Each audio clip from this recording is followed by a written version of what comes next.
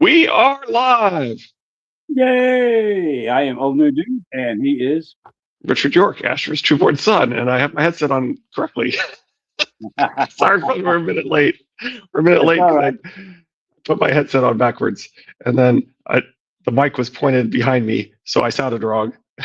Yeah.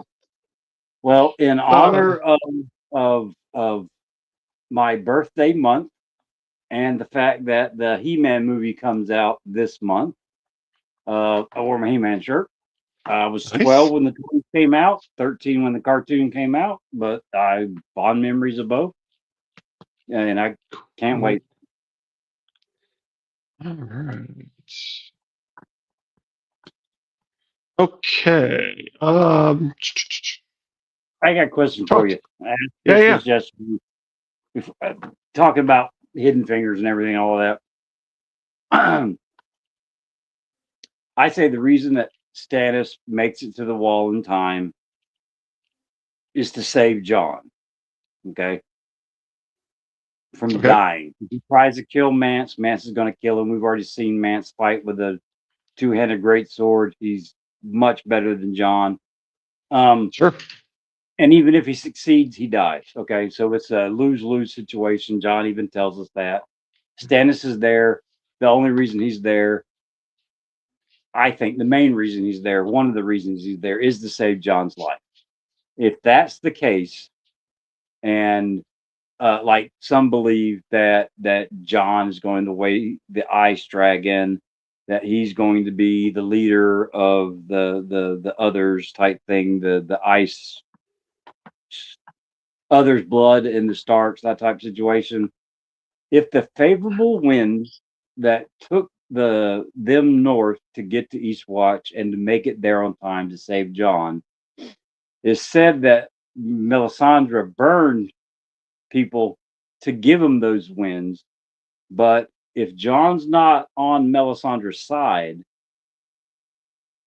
per se, um, was it R'hllor that caused those wins, or was it something else, or the person they believe R'hllor is?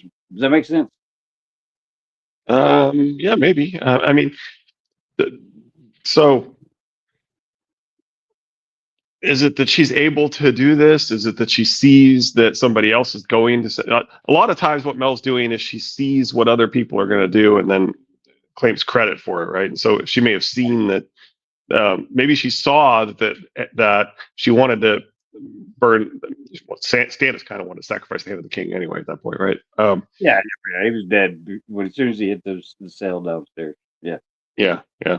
So I mean, he was he even Davos thinks that it was treason basically, which is interesting because Davos does nothing so similar.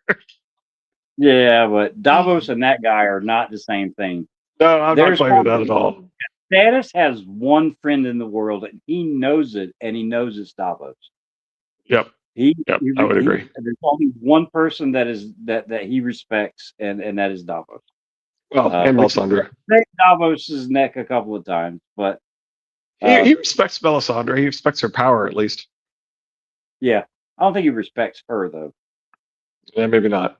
That Some may of be the true. things he says when she's Yeah. around and all that kind of stuff, the tone he takes No, I'm sometimes. not sure if Stannis is capable of respecting a woman. No, I don't think so either. And I was surprised that he was actually able to give her two shadow babies as it was.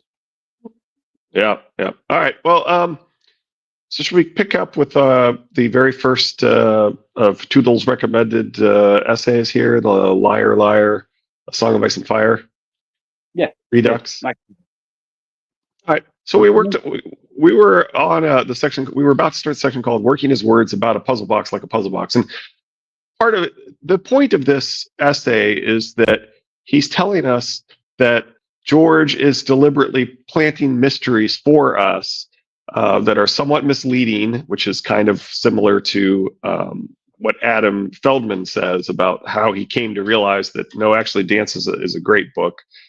That George is giving us all these clues that, in fact, that's what he's doing, and so he's going mhm. through some of the clues that George has left telling us that in fact what he's given us is basically a puzzle box, right? Right. Um, And so that's where we are. And he's going through some of these specific illustrations of George's hints that that's what he's doing. Now, the hardest thing about a puzzle box is the first move. That may be part of why George works so hard in the first book to tell us that's what he's doing, right? With Right. the up his sleeves, the maester up his sleeves, and the letter and so forth. So, and Arya, which I mean, he's going to get to some of these examples. So let's go ahead and let Toodles tell this tale. Is in case we missed the metatextual import of the Lysa's letter vignette, Jerem actually draws us a metatextual map to this metatextual map.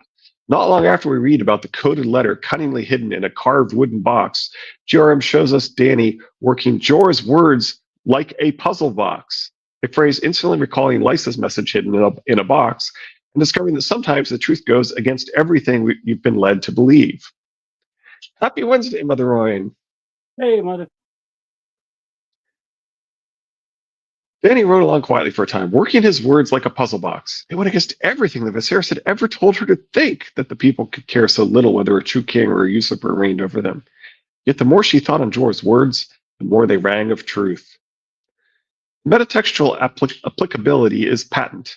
When we work his GRM's words about something someone surely might call a kind of puzzle box, a carved wooden box containing a lens pointing to a hidden coded message, like a puzzle box, i.e., in a manner that goes against everything we know about how genre fiction of the kind of Song of Ice and Fire clearly works, we see the Lysa's letter vignette as a metatextual warning that a Song of Ice and Fire in its text are not necessarily what they seem to be. Also, off topic, check out Spider Noir. Okay. I didn't know. Is it out yet? Or like the first episode? Spider Noir date. May 25th, so yeah. Okay. Hey, Christy. I didn't know that. I actually was looking forward to seeing that. So thanks for the heads up. On Prime Video, she says. Okay. Sirio's curious fable about a fabulous beast. This reading is shortly reconfirmed by Sirio's tale of the Sea Lord's cat, which tells us that our expectations can deceive us, and which upon closer examination proves to be a highly recursive example of another just so story that isn't as straightforward as it at first appears to be. On the day I am speaking of, what are we theorizing? So this we're going through Toodles first. The summary of it is that A Song of Ice and Fire is deliberately misleading, and it tells us it's deliberately misleading. And some of the clues that it's telling us it's deliberately misleading include things like the puzzle box with Lysa, the Danny telling us that the words need to be worked like a puzzle box, Syrio Farrell explaining that you have to be able to see through what things appear to be and what people tell you they are to see what's really there. And so he's going through some of these examples, pointing out that George is telling us that this is not, things are not what they appear, right? That, and and he's doing as we like Littlefinger. Remember, I said Littlefinger tells us the rules of the game and how the game is played. He does it like three different sections. I think he gives us rules for the game. George has given us the rules to understanding and working his book like a puzzle box. Yeah, you just missed that quote. So Danny rode along quietly for a time, working his words like a puzzle box. It went against everything that Viserys had ever told her to think, that people could care so little whether a true king or a usurper reigned over them. Yet the more she thought on Jorah's words, the more they rang of truth. When we work his GRM's words about something someone surely might call a kind of puzzle box, like a puzzle box, in a manner that goes against everything we know about how genre fiction, the kind Song of Ice and Fire clearly works, we see the Lysa's letter vignette as a metatextual warning that a Song of Ice and Fire and its text are not necessarily what they seem to be. Right? And then he's gone on to Sirio's curious fable about a fabulous beast. On the day I'm speaking of, the first sword was newly dead, and the Sea Lord sent for me. Many bravos had come to him, and as many had been sent away. None could say why. When I came into his presence, he was seated, and in his lap was a fat yellow cat. He told me that one of his captains had brought the beast to him from an island beyond the sunrise. Have you ever seen her like? He asked of me. And to him I said, each night in the alleys of Bravos, I see 1,000 like him. And the Sea Lord laughed. And that day I was named the first sword. Arya screwed up her face. Hey, when that happened in the books, I didn't realize it was a glamour he was talking about. I thought all the other Sea Lord or the swords were lying to the guy, telling them it is the Emperor's new clothes, but right. But it can also be interpreted as you have to be able to see through a glamour to be guarding the Sea Lord of Bravos. I don't even think I caught it the second read. I don't think it was until somebody else had pointed it out. I pointed it out to you when we were going through these books and said Toodles pointed it out to me, and I didn't figure it out until Toodles pointed it out to me, and then I pointed it out to you. As soon as you said it, a light bulb went off, and I felt once you hear it, you're like, oh, of course it's both. It's both the Emperor's new clothes, right? This idea that you just say what the Emperor says, even though, and then somebody points out. So it is that, but it's also like, and as we said with George, it's always both, right? It's always, there's multiple interpretations and they're all valid. And he wants you to understand that he's writing something where there are multiple interpretations. Right, and then you're in Bravos, where the house of the black and white door is, or whatever. You definitely want somebody that is able to see through a glamour. And the Book of the New Sun does the same thing, where it tells you that in a story there's multiple levels and multiple meanings, and there's one interpretation that is this way that's kind of straightforward, and there's this deeper interpretation that means this. And but it specifically goes through and talks about that, just as he goes through and talks about he is hinting at the fact that things aren't what they appear, right? And the point of Toodles is, and that is true of these books, things are not what they appear. And as we said, Adam Feldman, who George says is 100% got it, that was the key for him to figure out that Dance is actually a great book. Well, George said that about me too, though. He just didn't say what I was 100% right about. It could be one little thing. Tormund, that's what I'm right about.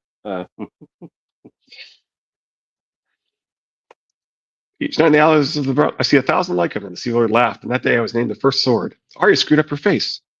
I don't understand. Zero clicked his teeth together. The cat was an ordinary cat, no more. The others expected a fabulous beast, so that is what they saw. And when we're eventually told about how glamours work, it's exactly what Sirio is telling us. How large it was. I know we disagree on this, but I still say that's why Mance Rayder still wears that cloak of black and red, is because that's what the glamour of Mance Rayder is pulled from. Is that cloak? I'm open to the fact that there might be a multiple interpretations, but I think George has given us enough clues to allow the people who don't believe that's what's happening to still have the story make sense. And so I try and emphasize the way it works without needing that. Right. Well, I mean, not a whole lot, but there's still several things that we disagree on, but we respect each other's opinions. And I'm open in ways. Right. The stuff in the books that points to either way, to where I'm not going to sit here and point my finger at the camera and go, I'm right, you're wrong. Well, no, and there's people out there that reject a theory if it can't like fit into the narrative in some way or be important. And I used to think that was the correct way to approach these things, and I no longer think that, because I think I've told you there was this analysis of what happened was Gene Wolfe has put out had put out, he passed away in 2018, which is when George mentioned that he's one of his two mentors. But he in this Valor Margulis post is when he talked about how he had this writer's workshop and he had two mentors in it, and Gene Wolfe was one of his two mentors. Hope you both are doing well. Well, thank you. Hope you're doing well. It's the third time. Good to have you here again. So when he put out essays and letters, one of which, and including the letter that you may have seen a video talking about a letter that he wrote to George R.R. Martin recently. I think I recall. That was in like the early 80s that he wrote that letter. But anyway, Um, the when he put out his essays and things, one of the things he said was, the astute reader will notice this and stuff. And it was like something that like nobody noticed and wasn't really necessary for the plot. And I was like, Mhm. huh, okay. George's mentor plants things that are tiny that you don't necessarily need for the plot relevance. Mhm. Um, yeah, and he's the master of he was the master of writing for rereadability. Mhm. That George has to be doing the same thing.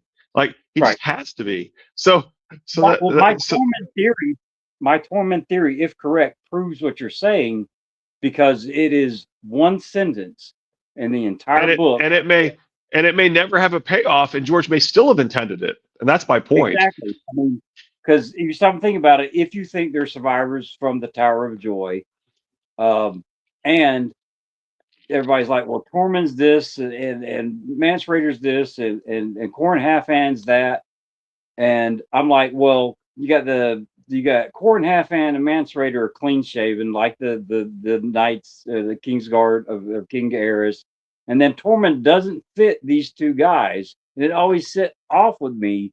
And then I read the one sentence when Kat is talking or thinking about her bedding ceremony, and Willem Dustin, Lord Dustin, said that that's I'm paraphrasing because I can't remember the exact words, that seeing her breast made him wish he'd never been weaned, and it was like a little light bulb. I'm like, okay, he was at the Tower of Joy. People are supposed to have survived the Tower of Joy, and that sounds a whole lot more like Tormund than the Sir Gerald Hightower stern and everything. And I don't know. They say that the Oswald Went had black humor, dark humor, whatever it is. That kind of sound like Tormund. So that one little sentence is what my theory on Tormund was based on. Do you think the wet, shiny eyes references could play into some of these people being able to see the invisible other realm as well as see through glamours and other types of magic, mayhaps? I like that. That's interesting. That a lot too. I've That's never very thought. interesting. Yeah, we need to keep our eyes Yeah, open, though, we especially as we might. go through a second read. Yeah. We did Well, not only spot that there's more. It's not just Quaith. There's definitely others in there. we'll probably type it in the variations of that and to see who they're referring to, and if it's it would. It's I would assume it's mostly people that we don't have a POV on, so we can't get in their head to find out if they can see through a Yeah, glamour or that's not. true. Pretty sure that's Uh, true. so I think Shay can see through one just because she recognized Varys, which hurt his feelings. Um, so yeah, I do. I like. I like that a lot. That is nice.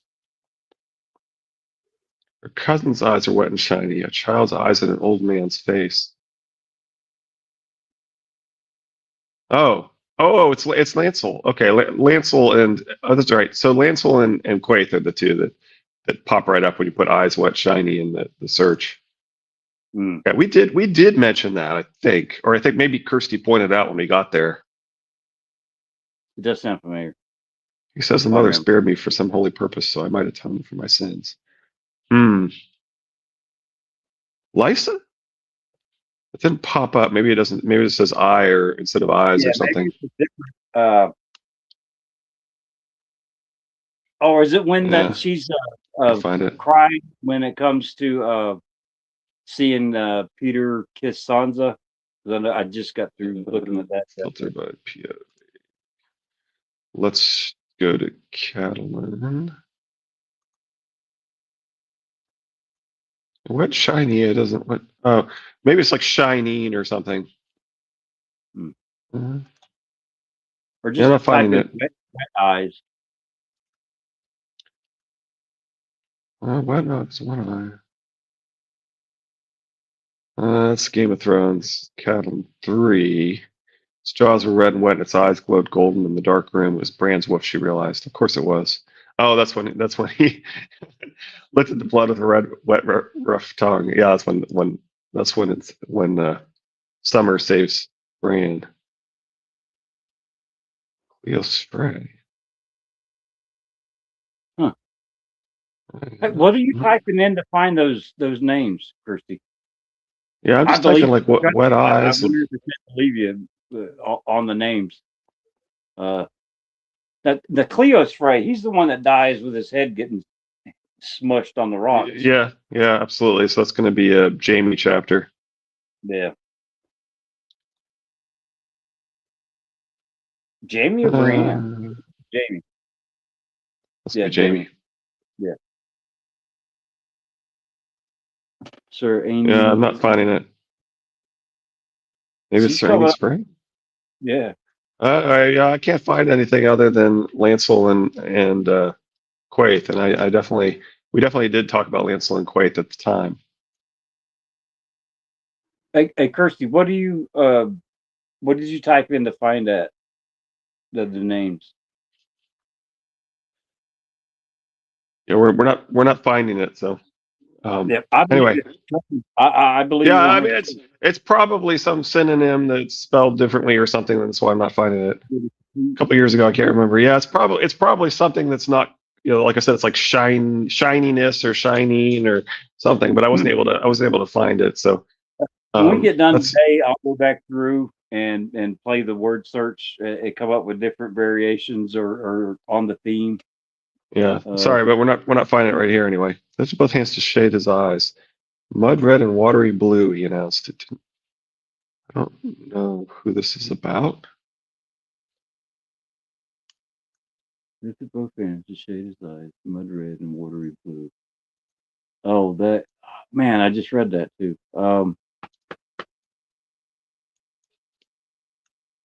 Oops, I misspelled blue there. One result found. That is Jamie. Uh, Okay. this is both hands to shade his eyes. Brand's big mouth works soundless together. Oh, that's the Tully colors when he sees chasing them. Okay. They're armed with spears and hardened lances, all but their leader, a feisty blond man with watery eyes, who bore a great curved scythe of sharpened steel. Oh, he starts shouting his name at him, so he does recognize him.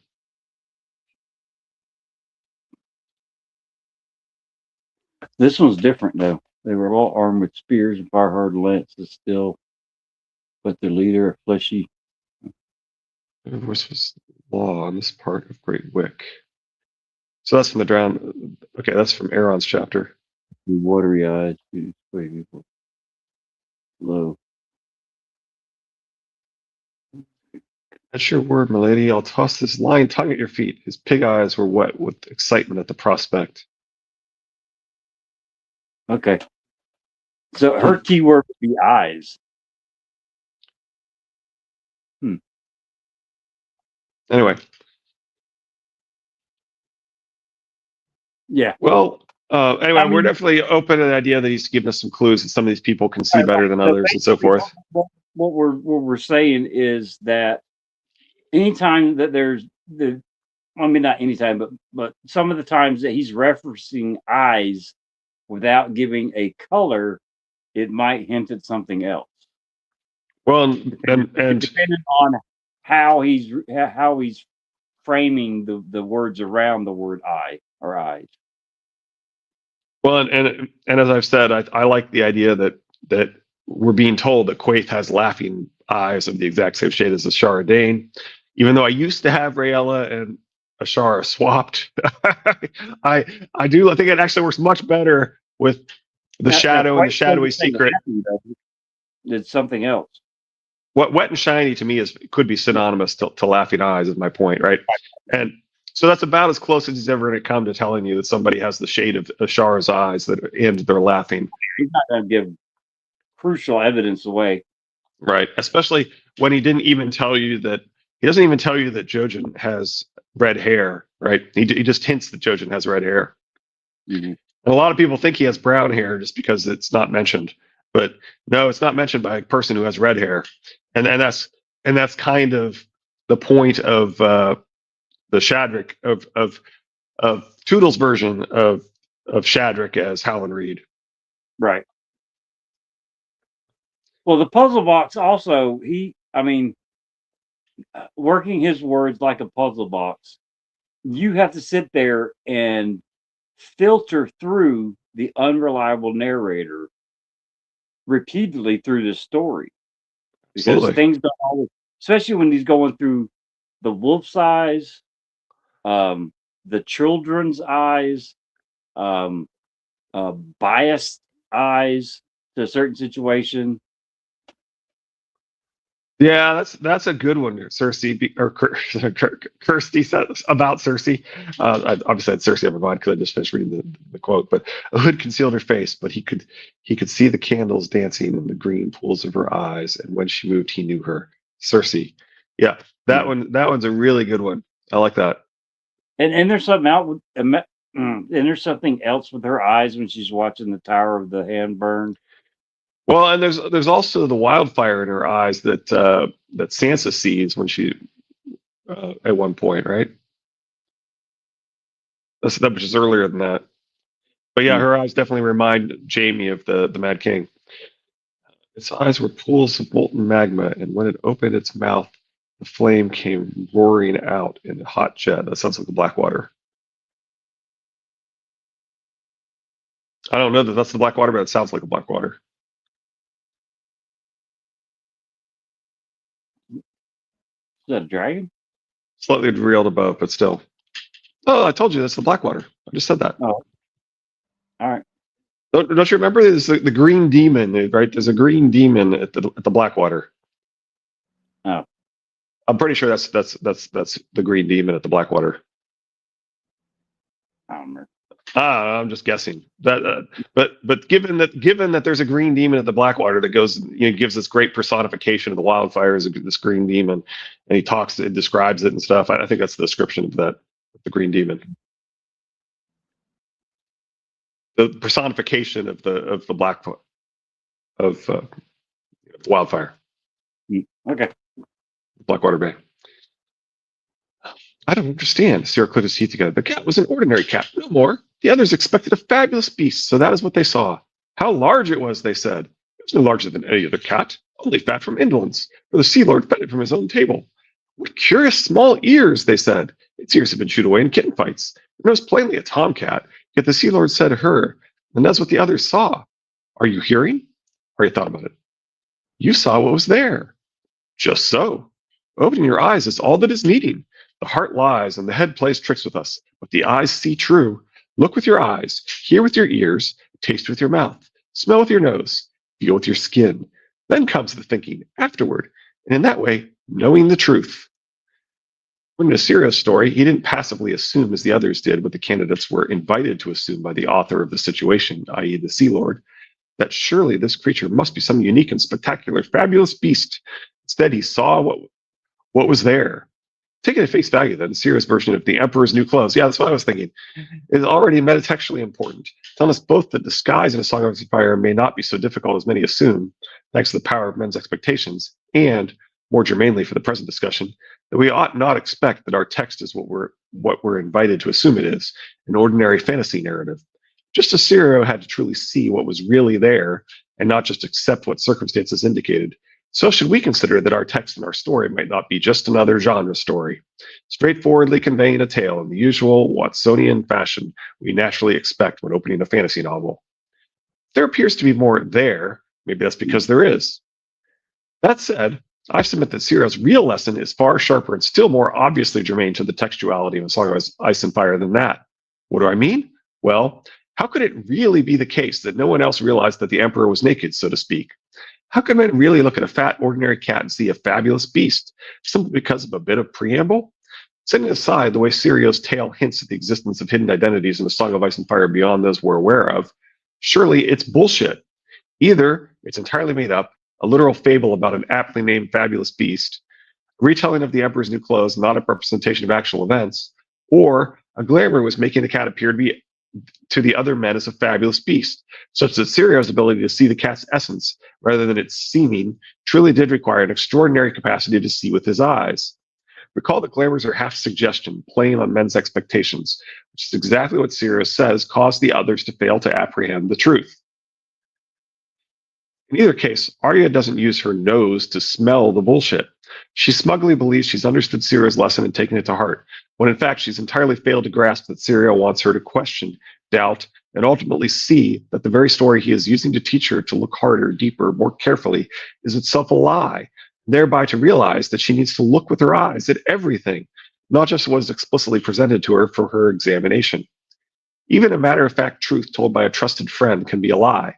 Indeed, it can contain the seeds of its own guilt, if only you look with your eyes and hear with your ears. But just as the men in Syria's fable saw the fabulous beast they expected, so does Arya accept Syria's fabulous fable as the truth, thanks to her implicit expectations about Syrio. Surely he wouldn't lie to her. To the extent that we nod along with Arya, as the Song of Ice and Fire's PV structure tacitly encourages us to do, and fail to clock her error, so do we fail to clock how deep Syria's lesson runs. We can't idly trust that anything in A Song of Ice and Fire is as we're told it is, even and perhaps especially when A Song of Ice and Fire purports to be guiding us to see the truth about something.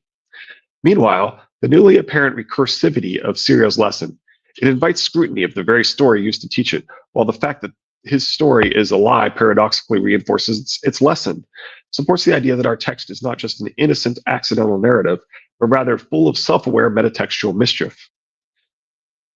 Sidebar, to answer the obvious objection, no, I don't think the lesson is everything in and about Song of Ice and Fire simply as it appears to be, since the fabulous beast was really just an ordinary cat. The lesson is ironically the opposite. A text that generally presents itself as ordinary is in fact full of fabulous tricks. There's a certain aptness to this inversion, given that Syria's story is a lie. That said, the ordinary, not fabulous motif may convey a different metatextual lesson, inasmuch as the Song of Ice and Fire presents itself as fantasy, but very much wants to be a human drama relevant to our ordinary world. And sidebar. I'm actually not completely sold on that concept as he's laying it out there. I think it's quite possible that it really was a test to see if he could see through a glamour, because he really needed to have the men around him able to see through glamours. That's Yeah, I agree. in some. Well, I mean, if we use that same logic on this story, then the obvious answer that George is throwing at us most likely is probably not the answer. The two main suspects for the prince that was promised, Danny and John, might not actually be the prince that was promised, just because the Maybe it's evidence Val. shows. Maybe it's Val. She's the blue rose in the chink of the wall. So she definitely reminds me of Valeria, and Valeria actually winds up ruling Earth for like 100 years at the end of the series of Book of the New Sun. So she winds up she marries the main character, Severian, and then he goes off to restore the sun, basically, and it kind of ends there. But then there's a sequel book, like 4 years later or something, 5 years later, and in the sequel book, she's been ruling for like 50 years when he finally gets back, and he's kind of like wondering, I wonder who took over after I left. Anyway, and the answer is Valeria. So I do think Val is literally named after Valeria. And no, I don't think the name Valeria comes from Dragon Slayer or something. I think it comes from the Book of the New Sun, one of the 3 most respected fantasy novels at the time George was writing the series, written by his mentor. Anyway. Yeah. In some, the combination. Yeah, right. In some, the combination of Syria's fable and Lysa's letter argues that there are more secrets in A Song of Ice and Fire than those the text plainly invites us to wonder about, and clues not presented as such by the narrative. If we look with our eyes at what is there, we will find not just in-world, but literary wheels within wheels within wheels, secrets lurking behind unexamined facts, and hints baked into a tricksy text full of winking, recursive metatextual language and wordplay. A text which is, in its way, as painstakingly contrived and coded as Lysa's letter. It just is full of deceptions. Littlefinger has Lysa, and GRM has his POVs. Syrio plays on Arya's trust. GRM plays on ours. Slippery language, slippery truths. Having thus nudged us early on to pay attention and to mistrust what it seems to be and to say, A Song of Ice and Fire shows us how its seemingly innocent text might simultaneously hide and betray hidden truths. does so by regularly foregrounding the slipperiness of language. The way words can seem to mean or imply one thing while actually indicating something else. In world, in the narrative, shining a spotlight on the slipperiness of language is GRM's signal and fair warning to readers that A Song of Ice and Fire will at times play analogous games with us, using wordplay and slippery language to disguise certain truths. Let's look at some examples. And I don't know. I had thought, but it left me already. Who are you, me? Yeah, sorry about that. No, you're fine. I shall guard your children as if they were my own. Consider first Ned's deceptive oath to his dying best friend Robert. Take care of my children for me. The words twisted in Ned's belly like a knife. For a moment he was at a loss. He could not bring himself to lie. Then he remembered the bastards. Little Bara at her mother's breast, Maya in the veil, Gandrita's forge, and all the others. I shall guard your children as if they were my own, he said slowly. Torn between his duty to the truth and not wanting to hurt his dying best friend, Ned falters. So he seizes on a technicality. He promises Robert that he will guard your children, seemingly, and from Robert's perspective, assuring Robert that he will guard Robert's supposedly true-born children, Joffrey, Myrcella, and Tommen, but actually and inwardly, meaning that he will guard the bastards Robert sired, and not at all Robert's children by Cersei, who are Jaime's. Ned knows Robert won't comprehend the intent or real meaning of his seemingly clear, but in fact pointedly imprecise words, which he chooses carefully so as to enable his deception. He is both lying and he isn't. Readers are positioned to understand and empathize with Ned's deception, to still see him as honorable despite the deception, to allow that he is still fundamentally truthful, since there exists an interpretation, admittedly one based on knowledge Robert doesn't have, for which his words are truthful. Kind of reminds me of weapons of mass destruction, but or Britain has learned that that Iraq is pursuing nuclear weapons, or however he phrased that when he was deliberately misleading the American people into war. I submit that the metatextual point is this: and his people had objected to what he was going to say there, and so he had to carefully reword it to Britain has learned this thing that we all know is false. So that because his people had threatened that they'd all quit and stuff if he went out there and blatantly lied to the American people. So he came up with this technicality that he knew Britain was wrong, but isn't it true that Britain learned that even though we know they're wrong? And his people are like, well, technically that's true. And it's like so Bush's lie was basically like Ned here, right? He knew what he was saying was misleading, but it was technically true, right? Anyway, Yeah. I submit that the metatextual point is this: if even honest Ned can, as part of a sacred deathbed oath, no less, knowingly impart to his best friend an impression that is wholly inaccurate while maintaining his technical honesty because he knows something Robert, his reader, so to speak, doesn't, shouldn't we suspect and even expect that A Song of Ice and Fire itself might do something analogous to us without thereby dishonoring itself? Should we expect that some of the things the Song of Ice and Fire clearly tells us will ultimately prove far less clear than they seem when we realize there was another way to read this or that passage whereby it will still prove true, if only from a certain point of view, as Obi-Wan or Ned might put it? I shall guard your children as if they were my own. Meet, they had been 7 against 3, yet only 2 had lived to ride away. Now, I read that as only 2 that everybody will know about that rides away alive. You know what I mean? If everybody thinks that everybody else died, well, they could live without living to ride away, right? What's that? You could live without living to ride away. Your interpretation is that more than 2 may have lived if they didn't actually ride away. That only 2 lived to ride away, but more than 2 lived. Right. So anyway, Toodle's interpretation is that 3 of them, the against 3, lived, and only 2 of the 7 survived, but the 3 didn't die, and that building the cairns there is the same as the elder brother lying to Brienne about the fact that Sandor is alive by, well, technically the Hound died, but Sandor is alive, right? So he's doing the same thing. He's well, technically, none. No men. He had boys. It's another fun example of foreground slippery language in the Theon sample chapter of The Winds of Winter. Tell me, Theon, how many men did Mor's Umber have with him at Winterfell? None. No men. He grinned at his own wit. He had boys. Watery eyes, shiny eyes, eyes of pools of molten lava, eyes of pools of sapphires, laughing wet shiny eyes, makes me think of laugh, now cry, later masks used in ancient Greek plays representing comedy and tragedy. Oh, I like that. Okay, I can picture. Theon is being humorously literal, ignoring the obvious intended meaning of Stannis' question about the numerical strength of Mor's Umber's force to make a dumb joke and depart fresh information about the nature of Crowfoot's men. In so doing, A Song of Ice and Fire baldly plays with the way words can mean different things given fresh context and or assumptions.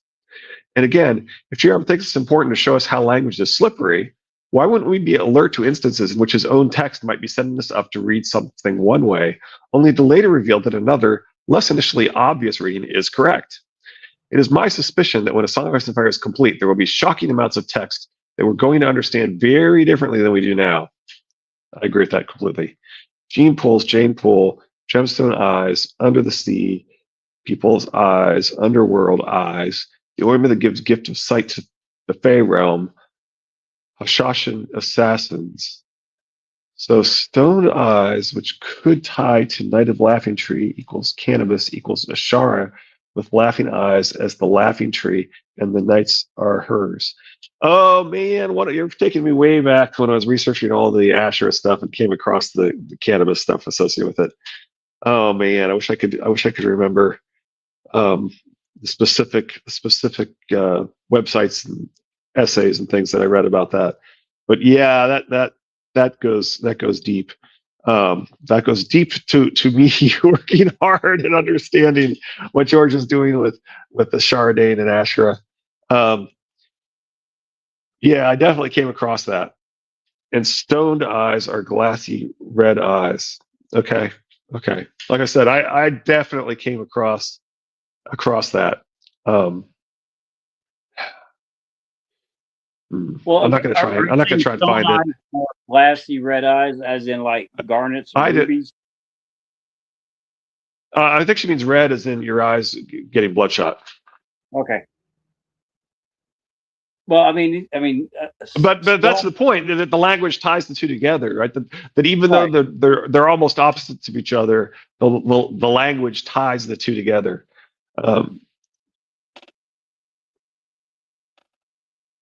The ancient Hashashan assassin order.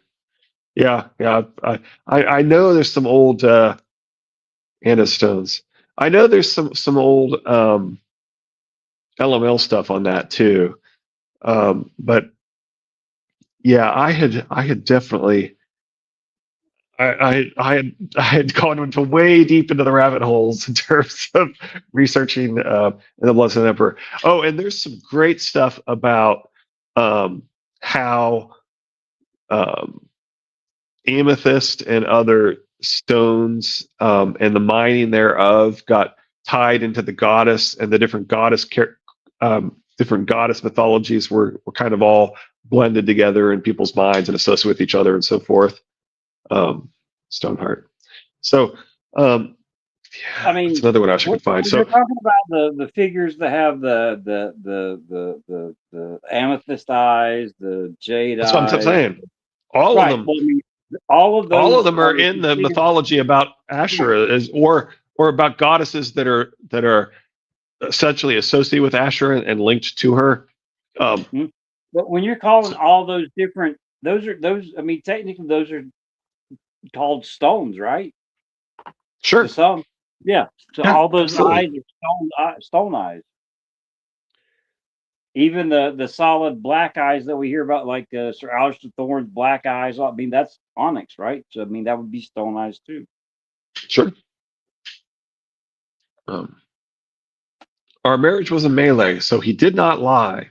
Cersei's thoughts about Robert lying to his serving witch about his chipped tooth again showcases the way words can mean more than one thing, being a lie from one perspective, but the more profound truth from another.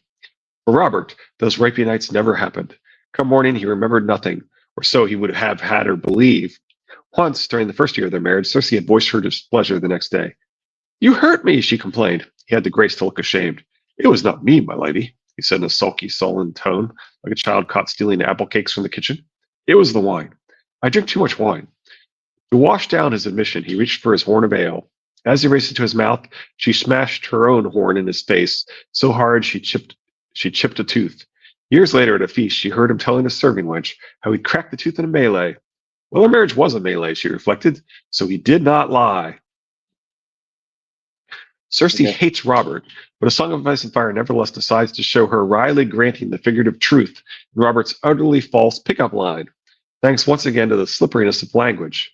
It's a repetition of the lesson of Ned's oath to Robert, only more extreme, inasmuch as when Robert was lying to the serving wench, he wasn't even trying to be truthful. From a certain point of view, like Ned was. Even so, Jerome contrives to have Cersei indulge him and sardonically grant him posthumous reprieve, thereby once again foregrounding the idea that something that seems to be bellied by the facts might actually prove true, viewed differently. Is that Indeed. kind of like Barristan with the artisan Whitebeard? It's not a lie because there was those. Yeah, he says that. You're right. He does. Right, He says, well, it wasn't really a lie because there were people calling me that. Because he doesn't actually say my name is. He says they call me or something like that. So he specifically carefully. Yeah, he carefully words it so it's technically true. Yeah. Indeed. Yeah, so you're right. That's another example. Indeed, I suspect that the same literal versus figurative reading underpinning Cersei's musings about the melee that was their marriage also underpins the truth about important mysteries in A Song of Ice and Fire. Remember, Darth Vader did kill Luke's father from a certain point of view. Tansy. Let's look at one more critical example of words having multiple possible readings. Lord Hoster's eyes opened. "Tansy," he husked in a voice thick with pain. "He does not know me." Catelyn had grown accustomed to him taking her for her mother or her sister Lysa, but Tansy was a name strange to her. "It's Catelyn," she said. "It's Cat, father." "Forgive me. The blood. Oh, please. Tansy." Could there have been another woman in her father's life? Some village maiden he had wronged when he was young, perhaps? Could he have found comfort in some serving wench's arms after mother died? It was a queer thought, unsettling. Suddenly she felt as though she had not known her father at all. "Who is Tansy, my lord? Do you want me to send for her, father? Where would I find the woman? Does she still live?" And she's already given the answer there, right? She's saying that he's associated. He keeps thinking that she's her sister Lysa. Right. Now tansy, I mean that's for the tansy tea. Tansy tea is something that they call moon tea. In the Riverlands, they specifically call it tansy tea. Yes. Okay. So I remember them reading off. Actually, when Lysa gets pushed from the stone door, she's reading off all the ingredients of tansy tea, and I think the second ingredient she says is tansy. Well, and they specifically refer to it as tansy tea in the Riverlands when Tom O'Sevens they mention something about needing tansy tea because of Tom O'Sevens or something. Yeah. It is hugely striking that the "Who is Tansy" mystery hangs on Cat misreading, so to speak, Tansy as the woman's name, Tansy, rather than the abortifacient herb flower tansy from which the woman's name derives. The slipperiness of language is thus again foregrounded, this time in letters 10 feet tall and in the context of an explicit foregrounded uppercase M mystery, a mystery that is ultimately quickly solved, self-contained and minimally consequential, such that it looks almost like it was contrived to showcase this wordplay. By showing us the character being misled by her presumption regarding an imprecise verbal text, Song of Ice and Fire's text crackles to metatextual life. Don't be like Catelyn. Don't assume a possibly overdetermined, ambiguous word or phrase means what it obviously seems to, especially not when you're trying to figure out the truth of something that remains mysterious. If Ned can deceive Robert while telling the truth, if Theon can truthfully deny that Mors Umber has any men because he adjudges his men to be green boys, if Cersei can aver that Robert was telling the truth when he claimed his tooth was chipped in a melee, if Catelyn can be led astray looking for Tansy instead of Tansy, then why shouldn't we think that A Song of Ice and Fire has misled us thanks in part to analogous ambiguities of language, which many haven't even noticed could be ambiguous, just as it never occurs to Robert that Ned didn't actually agree to guard Joffrey, Myrcella, and Tommen. Coupled with the previously discussed hints that our text has layers and that its secrets run deep, the implications are clear. Answers are hidden in plain sight, in simple but ambiguous and/or overdetermined verbiage, just as they were for Catalan and Tansy no Tansy. Men see what they expect to see. So do readers. In A Song of Ice and Fire, if A Song of Ice and Fire is in certain places playing textual games with us, why do so many not see this and indeed bristle at the very idea that this might be possible? And of course, I have my complaint. But anyway, Yeah. I'm referring to that Joe the Magician tweet. Anyway, A Song of Ice and Fire provides us with one answer when it tells us on 3 occasions that men see what they expect to see, harkening back to Sierra's claim that the others expected a fabulous beast, so that is what they saw. Ronsion knows me, Sansa reminded Peter. He was a guest at Winterfell when his son rode north to take the Black. And that was not the only time. Lord Royce saw Sansa Stark again at King's Landing during the hands tourney. Peter put a finger under her chin. That Royce glimpsed this pretty face, I do not doubt, but it was one face in 1,000. A man fighting an attorney has more to concern him than some child in the crowd. And at Winterfell, Sansa was a little girl with auburn hair. My daughter is a maiden, tall and fair, and her hair is chestnut. Men see what they expect to see, Elaine. The eunuch took a cloak from a peg. When he swept it over Tyrion's shoulders, it enveloped him head to heel with a cowl that could be pulled forward to drown his face in shadows. Men see what they expect to see, Varys said as he fussed and pulled. Dwarfs are not so common a sight as children, so a child is what they will see. A boy in an old cloak on his father's horse, going about his father's business. Oh The crap! glamour. That was a glamour. Oh yeah, yeah. We mentioned it at the time. That he give Tyrion was a glamour. Yeah, we mentioned that at the time. Did we? Yep. Man, I hate my memory. It sucks. So I have a theory about Bloodstone slaying Amethyst and stealing her place. The wording of what he did to her etymologically could imply he stole her skin as if she's a snake shedding. Okay, that's interesting.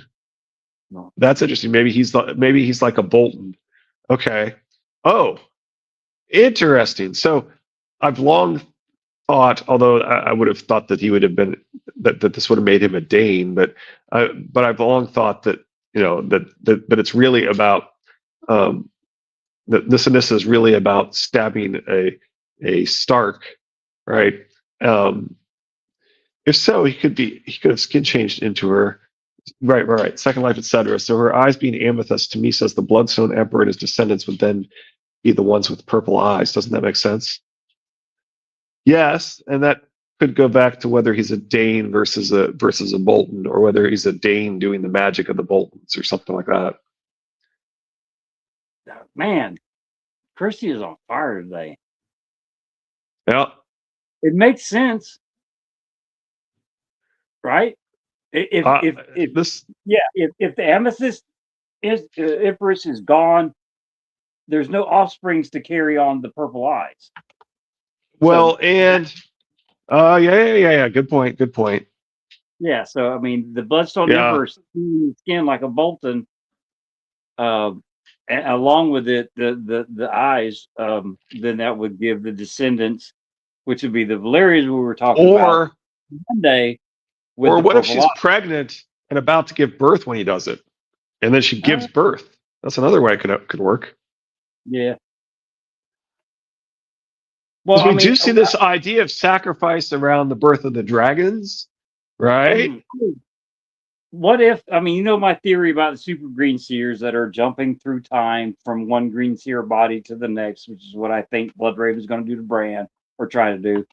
If the Bloodstone Emperor does the same thing to the Amethyst Empress, jumping from his body, the powers don't change from body to body, but if the body you jump into has the power and he's able to force her out, he's wearing her skin, he is her, he rules through her, he's taken her life basically, and then you still have the descendants with the purple eyes. Well, then it does make you wonder, why did the history get written the way it was? Well, why didn't he successfully hide it? Anyway. Yeah, just thought. Anyway. Well, you got to read the histories and this stuff with a grain of salt, because nobody was there. So, like the Maesters writing down what happened with the first men thousands of years later, and not being able to read the runes, and it's all word of mouth, story around campfire, nights before there were nights, dragons before there were dragons. So, I mean, anytime you read any history in this, even if it's given in the book and not in the big book, you still got to take it with a grain of salt. I mean, it's you got like the legends of the dragons. You got to sit there, kind of pick through what's true and what's not. You got to do the same thing with histories. How did I? How could there How did I be start that? anything from the Bloodstone Emperor's days that lasted till Well, now? sure. Yeah, That's obviously a problem. I would assume that if the true first men that came to Westeros, which would be the Danes and the High Towers and the Stony Dornishmen, um, and the first men, um, the story of the Bloodstone Emperor could have came with either Dane or House Hightower, being that their bloodline's probably older than the Valyrians. Yeah, it makes a lot of sense that that's where the Danes come from, right? Yeah, yeah, That really ties back to this concept of the Dane stabbing the Stark, and right. this idea And that also, you got the Hightowers, their looks. When Jorah Mormont's talking about his wife, he's talking about how light and gold her hair is and everything, and she looks like Dany. And through the histories, a lot of the Targaryens resemble each other. You got two basic men type Targaryens. You got the Aegons, the Aegon Rhaegar type looking. yeah, it's You one got, of my favorite Order of the Green Hand theories yeah. is that the High Towers actually are descendant of Sarah Targaryen. Um, Okay. oh, you don't remember that one? No. Also, if Danes are of the Amethyst line, well, specifically Alicent Hightower is her daughter. So I guess it's not really the whole Hightower family. Really, it's just Alicent.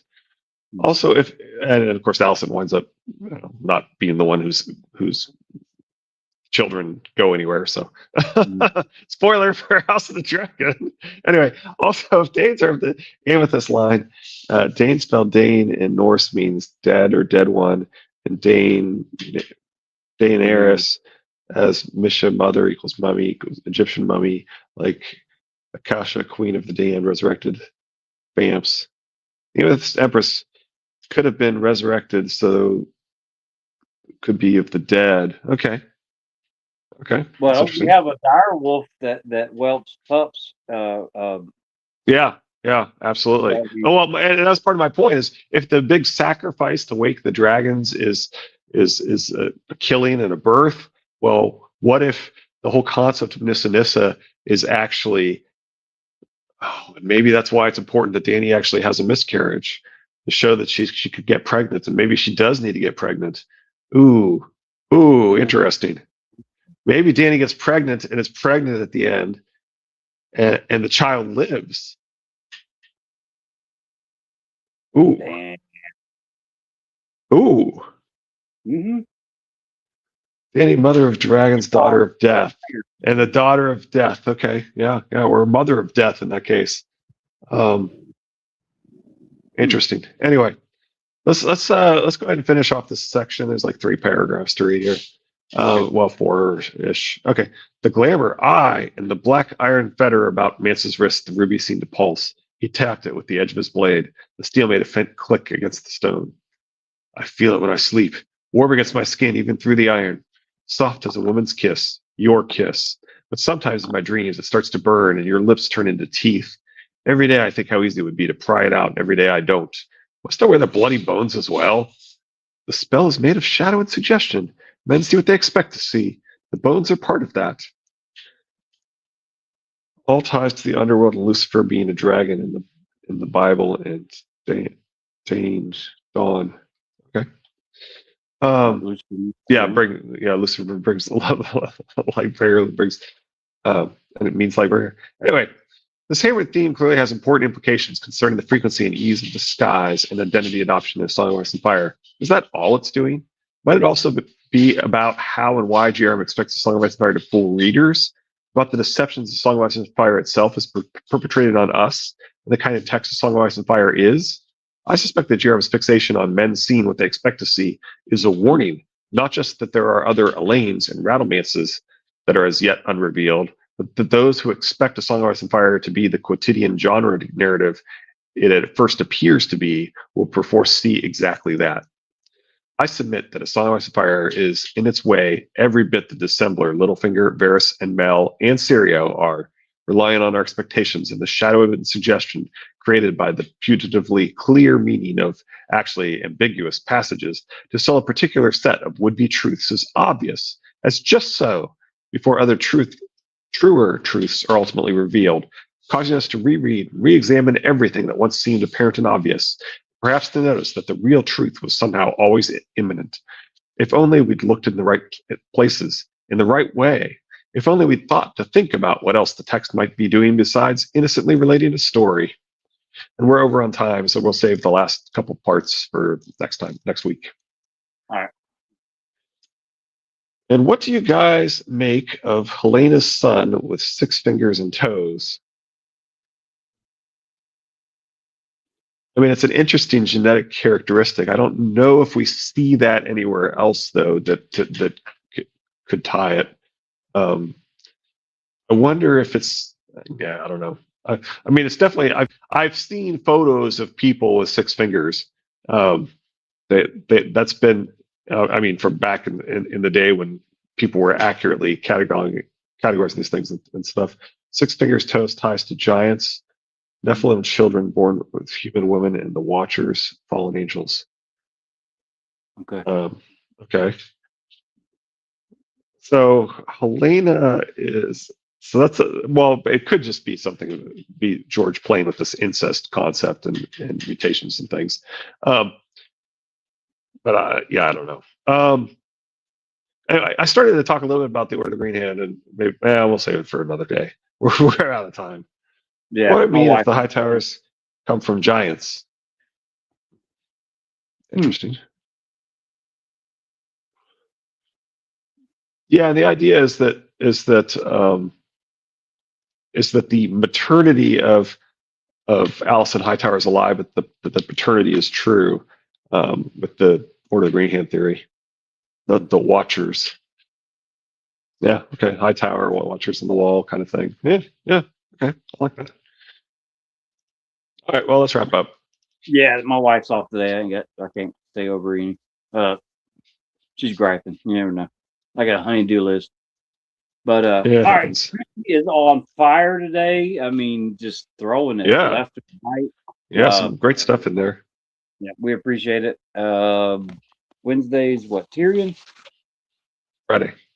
Yeah, Friday is Tyrion. Yeah, Tyrion gets back to Brown Ben Plum it's the 3rd time he sees him, but it's the first time that he's really, it's the first time that he's that Brown Ben actually finally has the person with him that he wanted to stay with him. Yeah, but all right, y'all be good. Take care. Have fun. See you Friday here for Tyrion, and we appreciate it. Thanks again for Kirsty for throwing some fire. Y'all have fun. Take care, and bye. Bye, Richard. Have a good one.